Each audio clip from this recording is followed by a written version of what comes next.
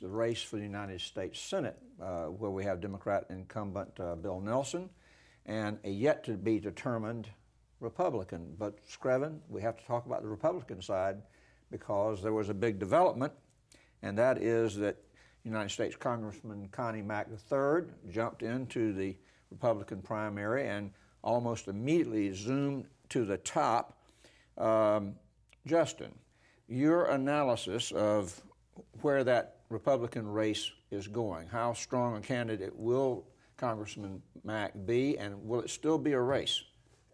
He will be strong because his name is so well known, and his father was very well liked by Republican primary voters and did a very good job. I think that's very important in a state with 18 million voters, 4 million registered Republican voters, 8 media markets, as Sally mentioned earlier in the show. It's an expensive state to campaign in. The value of having that name ID is worth millions of dollars, and he's running against 2 other candidates whose names have never appeared on a statewide ballot.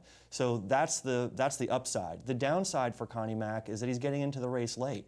A lot of Republican activists, a lot of Republican donors have already picked sides. They're already supporting former State Representative Hasner, or already supporting former Senator George Lemieux. So Connie Mack's going to have some catching up to do, but boy, that name really does help him in a state as large as Florida.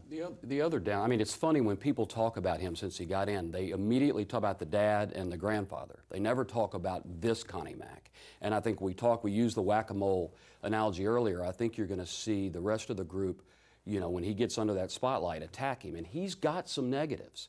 I mean, where there's barroom fights, that his first and only substantive job other than getting elected was working for Hooters.